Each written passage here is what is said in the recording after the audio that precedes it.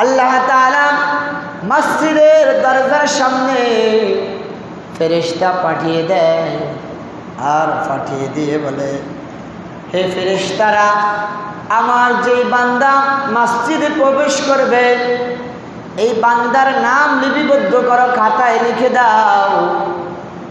তারপরে যে প্রবেশ করবে তার নামটা দ্বিতীয়তে লেখো, তৃতীয়তে যে প্রবেশ করবে তার নামটা তৃতীয়তে লিখে দাও।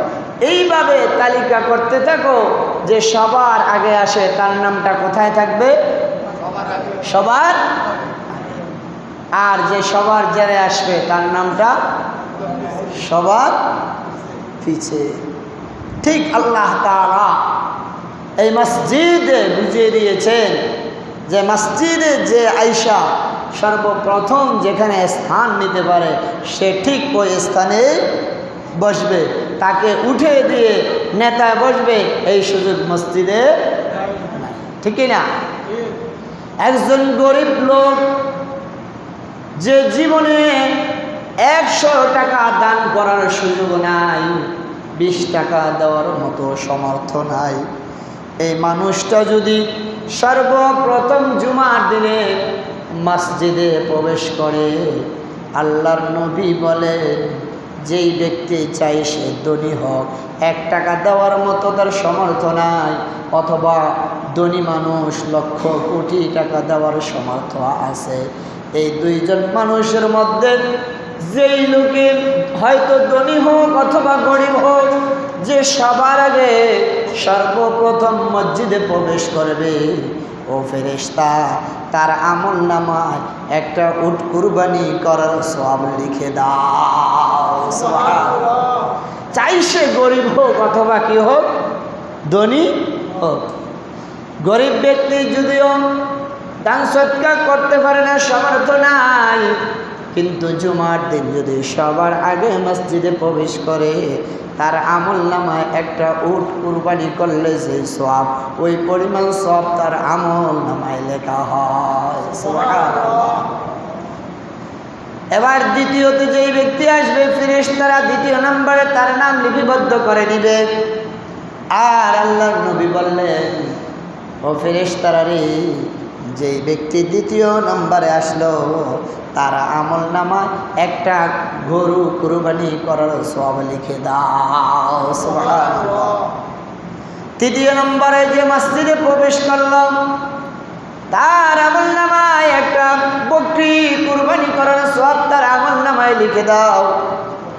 আল্লাহর হাবিব বললেন, এইভাবে আমল নামার মধ্যে লিখতে লিখতে যে যত শেষে আসবে তার আমল নামায় সওয়াব তত কম হবে। ঠিক কিনা? যে সবার আগে মসজিদে আসবে তার সওয়াব বেশি, আর যে সবার শেষে আসলো তার সওয়াব সবার চেয়ে কম। তাহলে আমরা জুমার দিন মসজিদে আগে আসবো না সবার শেষে আসবো? এই সওয়াব শোনার পর, এত বড় সওয়াব মসজিদে আসলে জুমার দিন, কিন্তু তারপরও আমরা মসজিদে আগে ভাগে আসতে পারি না। অথচ দেখেন এই যে ফুটবল খেলাগুলো হয়, কিন্তু নির্ধারিত সময় রাত্র 2টায়। কয়টায়? 2টায়। কিন্তু আমরা যেখানে খেলা দেখলে সওয়াব হবে না, কিন্তু সেখানে 2টার খেলা যদি হয় আমরা 10টা 11টা বাজে জায়গা দখল করে ফেলি। ঠিক না? জোরে বলেন ঠিক না? তাহলে আমরা দ্বীনের বিষয়ে গুরুত্ব দিলাম না, অথচ যেই জায়গায় আমার সওয়াব হবে না ওই জায়গায় আমি যাই সবার আগে হাজির হয়ে গেলাম। কিন্তু যেই জায়গায় আসলে আমি একটা উট কুরবানি করার মতো সামর্থ্য আমার জীবনেও নাই, কিন্তু আমি মসজিদে জুমার দিন আসার কারণে আমি সমর্থবান হয়ে গেলাম, কিন্তু আমি এটার প্রতি গুরুত্ব দিতে পারলাম না। কোনো মুসল্লি এই পর্যন্ত দেখি না এই চিন্তা করছে যে আমি যদি জেরে যাই, সবার জেরে যাই, তাহলে তো মসজিদে জায়গা পাবো না, ঘর থেকে একটা নামাজি নিয়ে যাই, এই চিন্তা করে আসে কেউ জুমার দিন। কেন? জানে যে মসজিদ খালি থাকবো। কি থাকবো? মসজিদ। কিন্তু দেখেন এই খেলার জন্য নিজের ঘর থেকে চেয়ার, নিজের ঘর থেকে পার্টি নিয়ে বিছিয়ে দেয়, ঠিক কিনা? কিন্তু আপনি নামাজের প্রতি এত গুরুত্ব, আমার কথা অনেকের মনে হয় কষ্ট হয় নাকি? বাস্তব কথা এটাই। তাহলে জুমার দিনে মসজিদে আসলে আমাদের সওয়াব বেশি না কম? বেশি। এজন্য যারা মসজিদে আজানের সাথে সাথে চলে আসে তারাই ভাগ্যবান, ঠিক কিনা? তারাই ভাগ্যবান ব্যক্তি।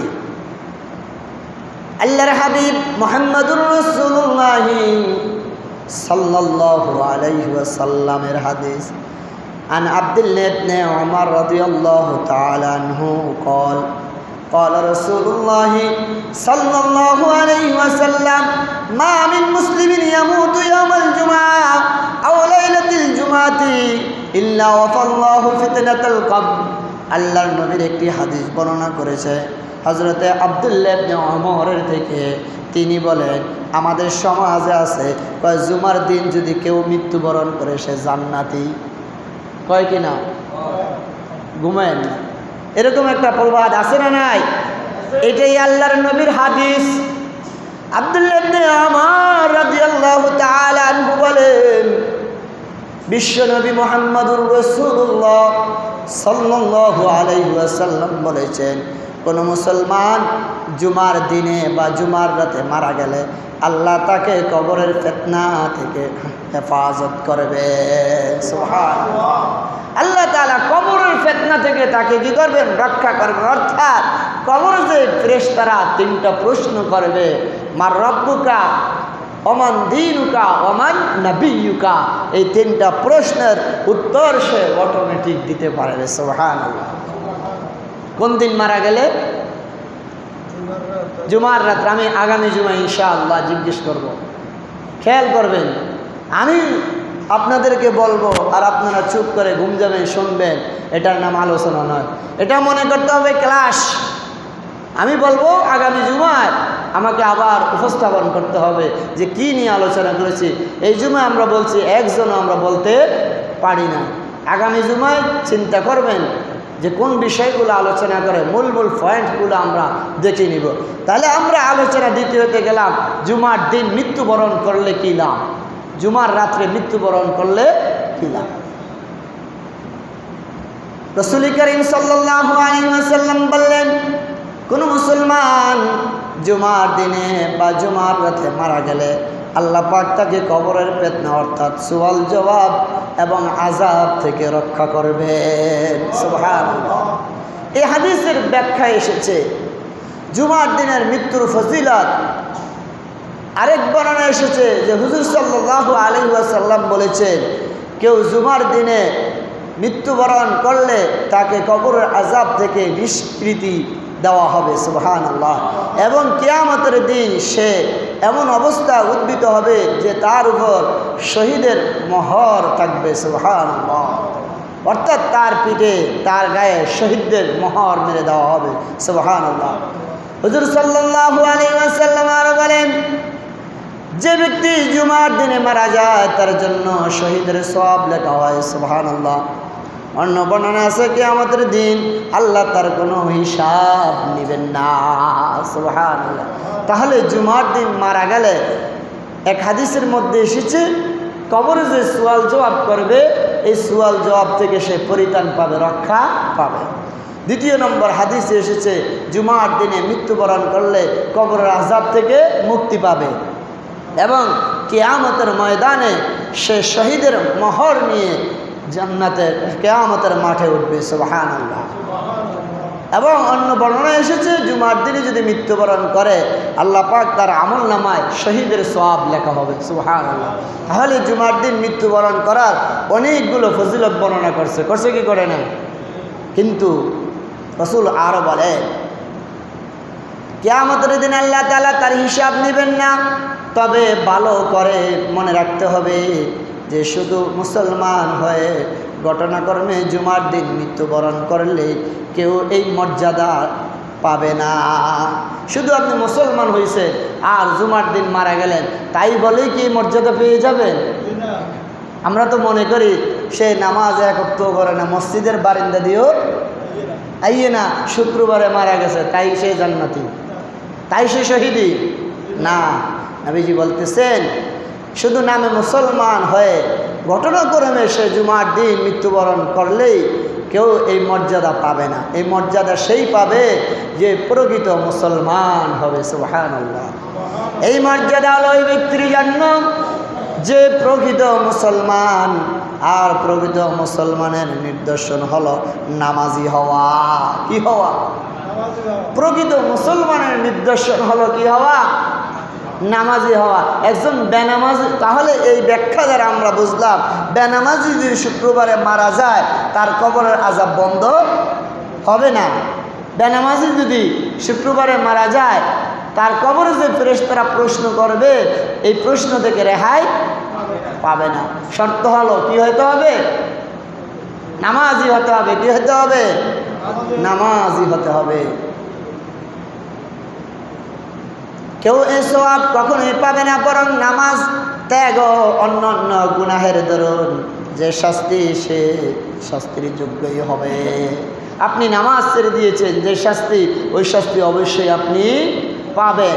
আপনি শুক্রবারে মারা গেছেন, দুনিয়ার আকাম কুকাম যা আছে সব করছেন, তাহলে আপনি শুক্রবারে মারা গেলেন মাপ পাওয়া যাবে? বুঝে আসছেনি? তাহলে আপনি মাপ পাইতে হলে নামাজি হতে হবে, তওবা করতে হবে। এই জন্য শুক্রবারের মূল্য কাদের জন্য? শুক্রবারের দিন মৃত্যুবরণ করলে ভালো কাদের জন্য? যারা নামাজ পড়ে। এই নামাজিরা আল্লাহর কাছে দোয়া করে, আল্লাহ আমাকে শুক্রবারে মৃত্যু দান করো। করে কি করে না? নামাজিরা দোয়া করে, আল্লাহ আমাকে রুকু অবস্থায় মৃত্যু দান করিও। নামাজিরা দোয়া করে, আল্লাহ আমাকে সিজদারত অবস্থায় মৃত্যু দান করো। বেনামাজি এই দোয়াগুলো করেনি। কথা বলে? করে না। এটা মসজিদে আসে না, সে বুঝবে কি? এই জন্য আমরা চেষ্টা করব জুমার দিন মসজিদে আসব এবং 5 ওয়াক্ত নামাজও পড়ব ইনশাআল্লাহ। আল্লাহ তাআলা আমাদের সকলকে এই কথাগুলোর উপরে আমল করে চলার তৌফিক দান করুন। সকলে বলি আমিন। এবার জুমার নামাজ না পড়ার প্রতি নবীজির প্রদর্শন, ভীত প্রদর্শন। নবীজি যে ব্যক্তি জুমা ছেড়ে দেয় তার ব্যাপারে কি বলেছেন? আন ইবনে উমর রাদিয়াল্লাহু তাআলা আনহু আন আবি হুরায়রা রাদিয়াল্লাহু তাআলা আনহুমা قال سمعنا رسول الله صلى الله عليه وسلم يقول على أعواد منبر فينتهين أقوام عن ودعهم الجمعة أو لا يختمن الله على قلوبكم ثم لا يكونن من الغافلين মায়ান নবী রাহমাতাল লিল আলামিন সাহাবী হযরত ওমর এবং আবু হুরায়রা দুইজন যৌথভাবে হাদিসটা বর্ণনা করেছেন। তারা বলেন, আমরা রাসূল কারীম সাল্লাল্লাহু আলাইহি সাল্লামকে বলতে শুনেছি তিনি মিম্বরের কাঠে দাঁড়িয়ে বলছেন, হয়তোবা লোকেরা জুমার নামাজ তরক করা হতে বিরত থাকবে, নতুবা আল্লাহ পাক তাদের অন্তরে মোহর মেরে দিবে। তাদের অন্তরে কি করে দিবে? মোহর মেরে দিবে। অতঃপর তারা নিশ্চয়ই গাফিলদের অন্তর্ভুক্ত হয়ে যাবে। অর্থাৎ যারা জুমার দিন জুমার নামাজ আদায় করে না তাদের অন্তরের মধ্যে আল্লাহ পাক মোহর মেরে দিবেন। নাউজুবিল্লাহ বলেন না? আমাদের সমাজে এরকম মানুষ আসে না, জুমার দিনও আসে না। জুমার দিনও ওই পাপিষ্ট জুমার দিনও মসজিদে আসতে পারে না। এই মোহর মেরে দিবে। এই মোহরের উদ্দেশ্য কি? মোহরের ব্যাখ্যা কি? মোহর মারা ধারা উদ্দেশ্য কি? হাদিসে মোহর মারার দ্বারা উদ্দেশ্য হলো অন্তরে অলসতা ফয়দা করে দেওয়া এবং নসিহত গ্রহণ করা থেকে বিরত থাকা। বুঝেননি? তার অন্তরে মোহর মেরে দেওয়া মানে অলসতা করে দেওয়া। আরে এখনো তো সময় আছে, হবে এসে না আজান দিছে, এইমাত্র আজান দিছে, হুজুরে তো মাইকে আলোচনা করে, এরপরও তো সময় আছে। মানে সে জুমা না পড়ার কারণে শয়তান তাকে অলসতা দিয়ে দিয়ে দিয়ে দিয়ে জুমা থেকে বিরত করে রেখেছে। 2 নম্বর হলো বলতেছে সে নসিহত গ্রহণ করা থেকে বিরত থাকবে। মানুষ যখন তাকে দ্বীনের কথা বলে, আরে দূর বহুত শুনছি, বহুত ওয়াজ শুনছি, ওয়াজ শুনলে কী লাভ আছে না? না, মানে তাদের নসিহত যে দ্বীনি আলোচনা শুনলে তার আমলের খোরাক সেটা বুঝে না। সে দূর আমাদের মতো বড় আরও কত বড় হুজুর ওয়াজ করে আমার মসজিদে নিতে পারে না, আর নাকি নিবে, কয় কি কয় না? বহুত নামাজি দেখছি, একজনে যদি ভাই আসেন আমরা নামাজটা পরে আসি, আরে বহুত নামাজও দেখছি সারা বছর কি কাম করছে হাও জানি, অনকবরে যাইবে কি এর লেগে আইসো নামাজে, কয় কি কয় না? তাহলে নামাজ নিয়ে তুমি এনকার করলা, কি করলা? নিজে নামাজ তো পড়লা না, আরেকজনে তোমাকে দাওয়াত দিতে যায়, তুমি তাকেও তিরস্কারি করলা, ঠিক কিনা? ইসলামের বিধান নিয়ে টিটকারি করা। তাহলে এই মানুষগুলোর অন্তরে মোহর মেরে দিয়েছেন। কি দিয়েছেন? মোহর মেরে দিয়েছেন।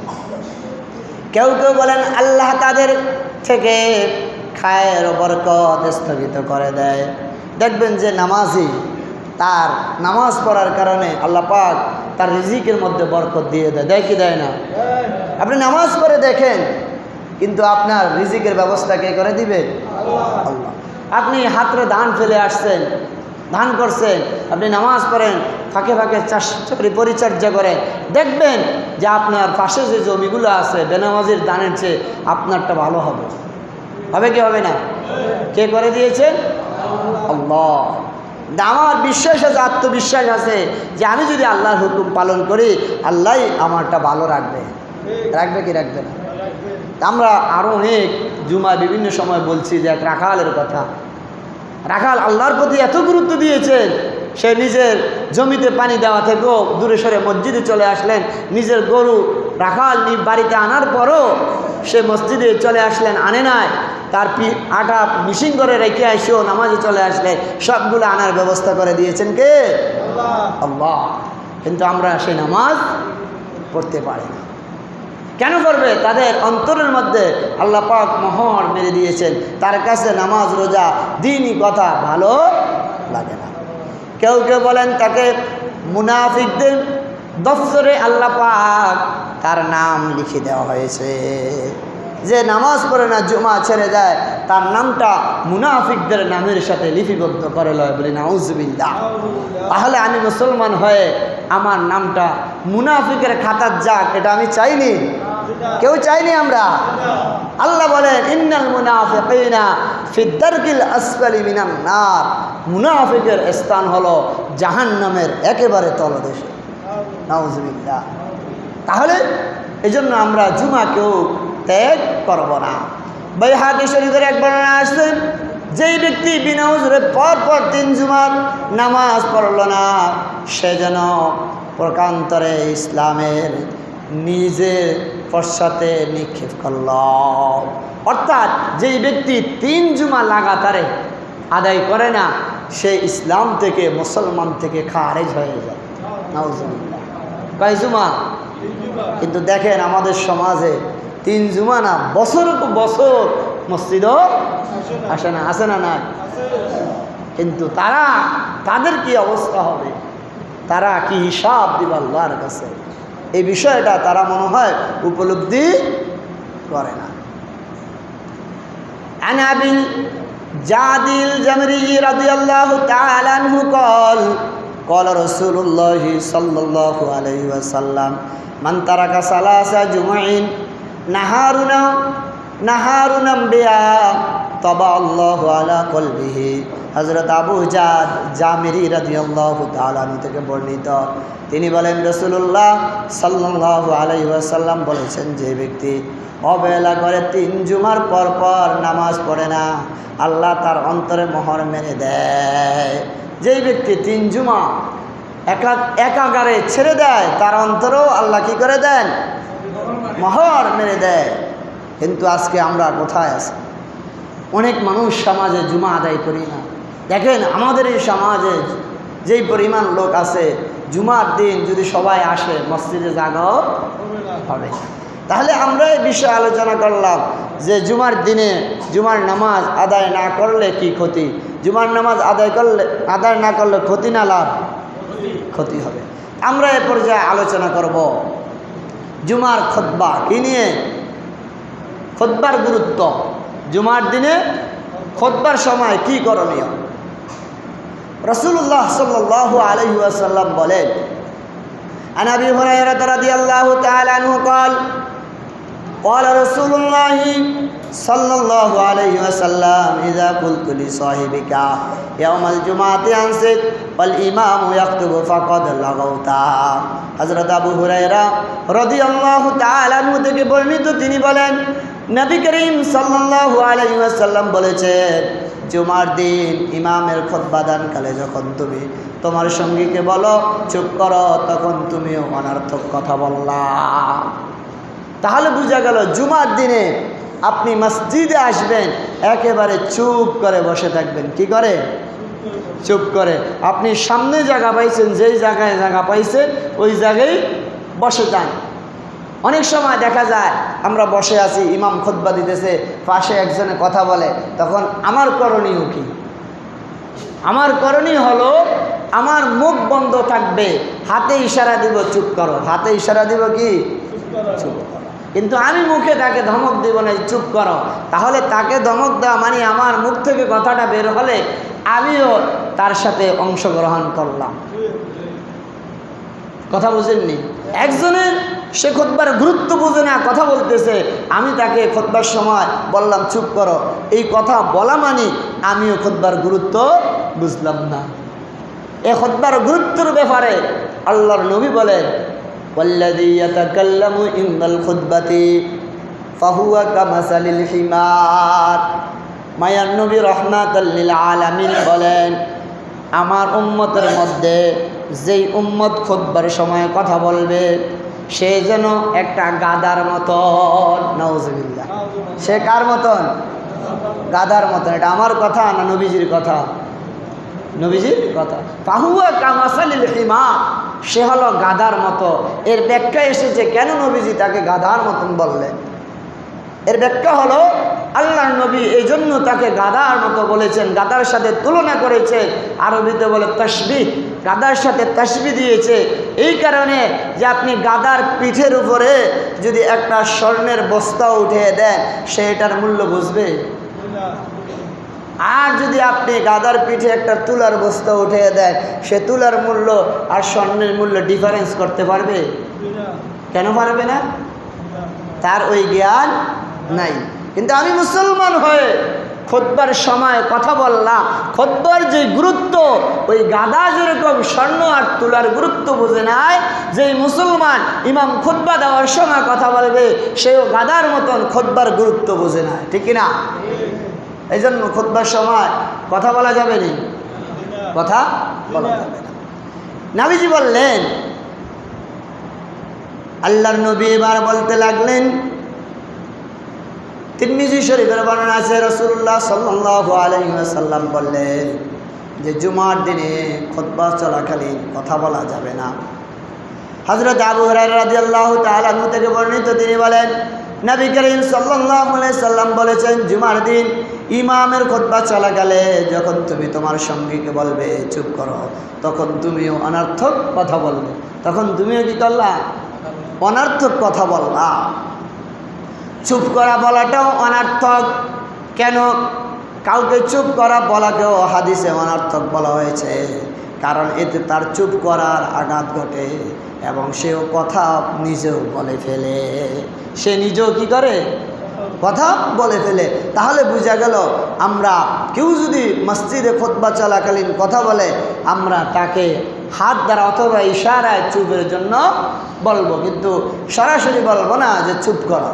তাহলে সে যে অন্যায় করেছে, আপনি চুপ করা বলার কারণে আপনিও সে অন্যায় করেছে।